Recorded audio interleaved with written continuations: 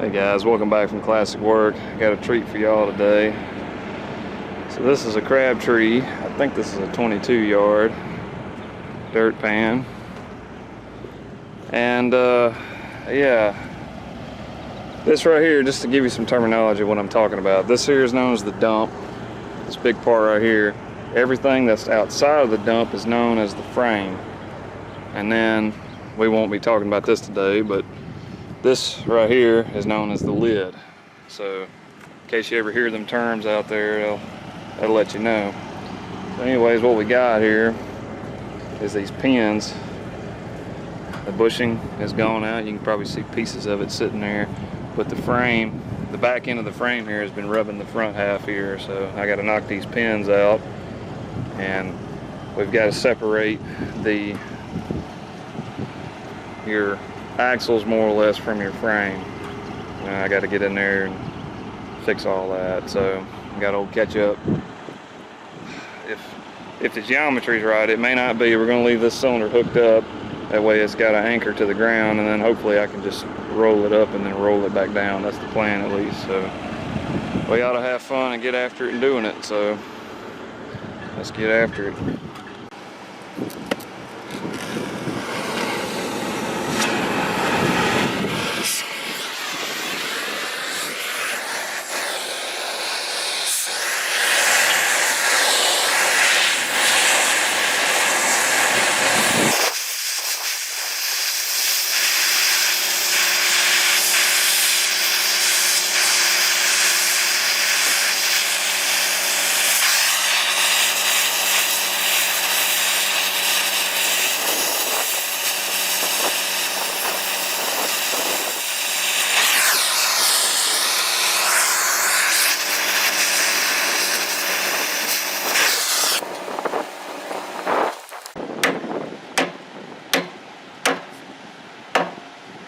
Uh-oh, need a punch?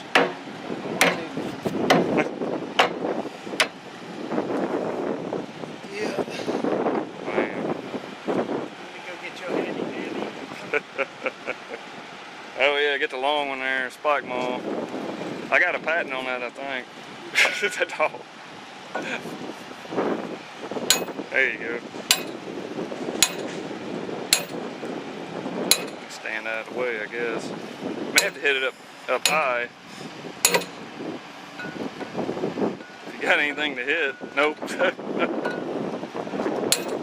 you go. It's going. Almost.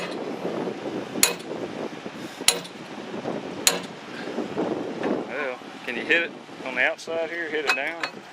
Oh yeah. Mm-hmm. There you go. There you go. Yeah, old Leroy, he broke my spike maul one time. I had to fix it. How'd you break that? Beating on that end, I think.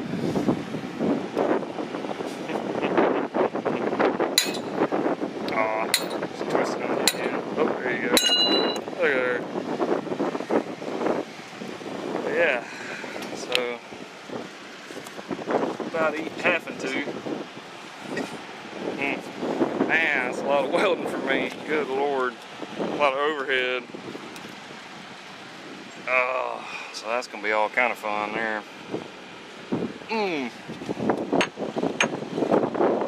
Oh, press fit. It won't be as bad as I thought. I think yeah. I probably do need trim to it down around the edges. Right, buffer down. I definitely need to weld a little bit. There you go. You just slid that in there. Yeah.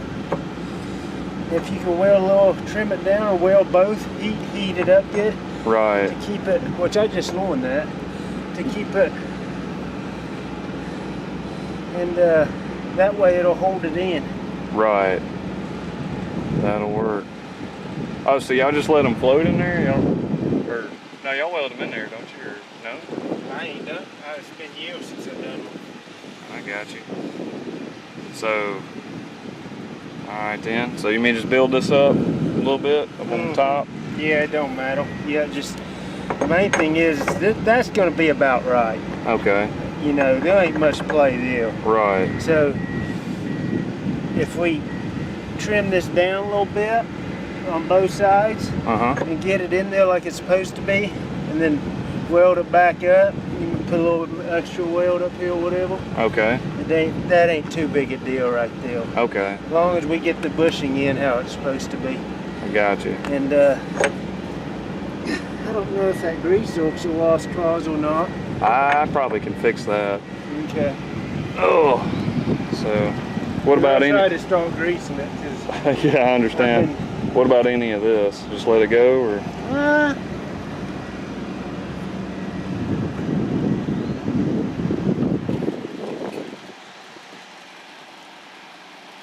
don't think it's too serious. Okay. What do you think? Well, it's got a good boss right there. I'm just worried a little bit where it's been rubbing into that frame. If you want to do something with that, go ahead. Yeah, okay. All right. Because I don't want. If you want to do something with it, I don't want to tell you not to, and then I have trouble with it right down the road. You're good. We got another crack or two. I got a crack on this front bucket. Okay, so the deal is here. This is actually not near as bad as I thought it was going to be. We're just going to weld this up like a little nugget. Sorry if I can focus here. Like a little half moon nugget right here, and build this back up so that this has got a good place to lay, because that's where all the pressure was going, is in that front corner right there. So it shouldn't take but, I don't know, maybe an hour to get all that in there. And then we'll buff this hole out real good like. Make sure that bushing slides in there real good. And then once we get the bushing in there and we're gonna get it where we want it, we're gonna run a little bead of weld all the way around the bushing so it's captive. It'll still move, but at least it can't pull to one side or the other. It's basically what we're doing. And yeah, I may run a couple of passes on this just for the wear that it had on there. I think the back side here, yeah, it's not too bad. I'll buff all this down with a grinder and we'll dress it up best we can. And I'll have to do this side as well. But you can tell it was rubbing more or less on this weld joint right here more than anywhere. So yeah, they caught it just in time. That would have been really bad to have that pin break, because it would have twisted the frame. So we got brand new pins and bushings, so we should be in good shape. So I'm gonna go get the welder set up, get my long sleeve on, and we'll lay down in this nice dirt and go to it.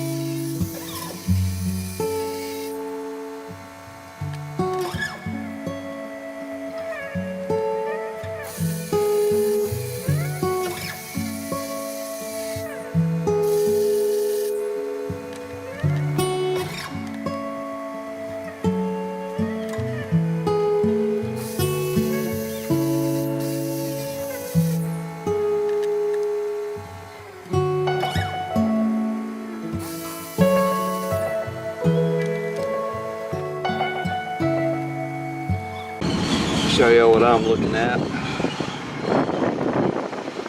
got a little bit of where that pin been rolling around in there because the frame was loose against it. I got to build it up just a touch.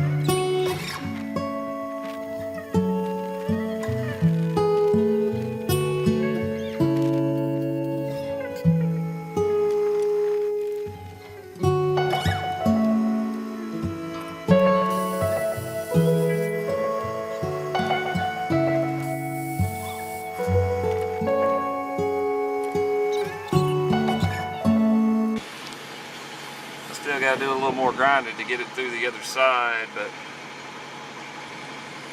I believe that's going to work. There's a little gap in there, but that's a whole lot better than it was. So we're going to go with that. I'm going to finish grinding the other side. It should be lunchtime here in a minute, but I'm going to probably, I'll weld these sides up a little bit. I'm not probably going to take too much time on them, but just to give you an idea of what we kind of did. So yeah, this should be good. This is kind of like, this is manual bore welding. That's pretty much what it is. I just want to make clear what we're doing here is this bushing is hard. So you really don't need to weld these in for two reasons. One, it'll affect the temper of the bushing. Two, these are replaceable. You don't always have to, you don't have to weld these in for the, because you'll have to replace them. That's pretty much what I'm getting at. So what we're going to do is we're going to make this bushing captive, so it can't walk out of here, more or less. Because the more things you got moving around, the more wear you have. So what I'm going to do is take one weld rod, start from the bottom here and work up. Then I'm going to focus my bead on this piece, the welding, and not on the bushing itself. And what will happen is, as all this stuff starts wearing in and all that kind of stuff, it'll grind out that weld with the actual piece. So eventually it won't be captive anymore, but hopefully by that point it'll have done its job. We're just trying to prevent this from spinning more or less without actually welding it in there. So let me quit yammering and just trying to tell you what's going on.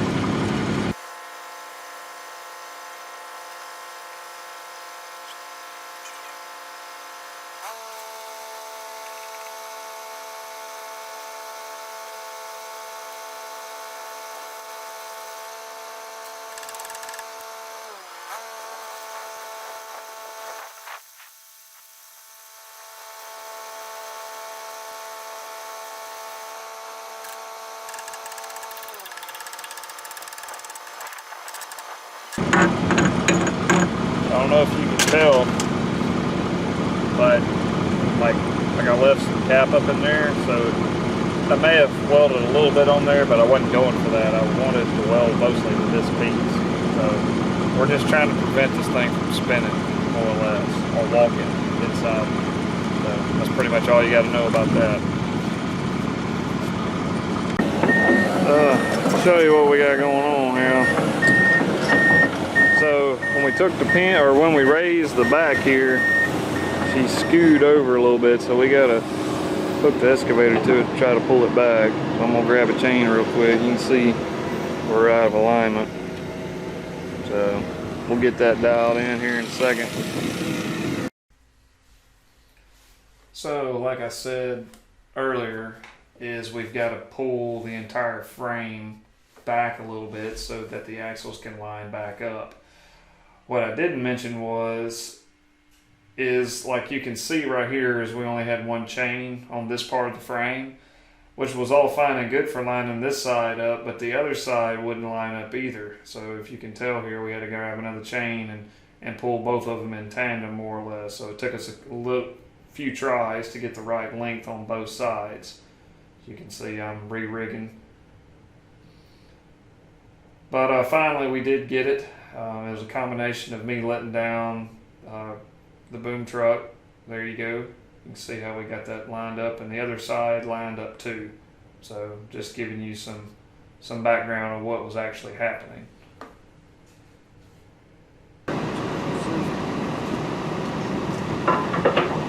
Oh yeah. Look at, oh man. You videoing that? Yeah. Check that out. Drove it in by hand. Hope that side goes that good. Yeah. So sadly, the other side didn't work out as well because we have pinned the other side. This side, the driver's side, it couldn't move independently anymore. It was trying to pull the other side of the frame, you know, every time you work the hydraulics on the tractor. So what we wound up having to do is, you'll see here in a minute, we moved the excavator to the other side of the machine and we picked up on the frame, if memory serves me correctly. You'll see me move the camera here in a second, right here. And this is when we rigged to the excavator. And I think we picked straight up on this, if memory serves me right. But yeah, it was kind of a pain in the butt, I'm not gonna lie. This heavy stuff, it seems like if you ain't got big stuff to fool with it, then you can't get it to move. You can see the excavator's picking up on it. And then it was a combination of working the frame on the tractor. This tractor does have remotes on the back of the pan, or on the front of the pan, on the tongue. So it was easy enough to, you know, holler back and forth, you know, up, down, don't do that, do this, that kind of stuff. And this pin didn't go in near as easy as the other side did. We did wind up having to drive it in there, but it worked out just the same.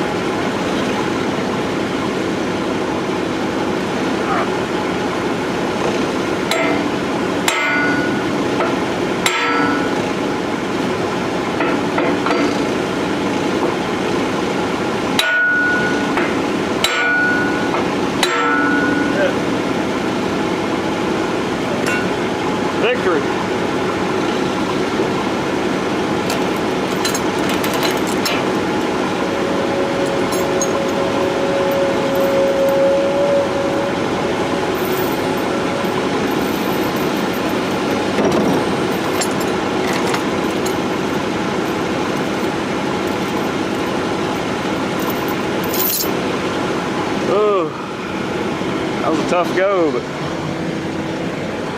got them in. Well, guys, that's probably gonna wrap this little darling up. So, yeah, wasn't too bad of a job. A lot better than I thought it was. So, welded the little plates back on to hold the pins in, but you saw how easy that one went in. I haven't got the grease zerks in there yet. We're gonna do that tomorrow because we gotta lift the pan up and all that jazz. We'll just wait to do that in the morning because I gotta come back. So yeah, that oughta, see, I'll be ready to rip and tear another day.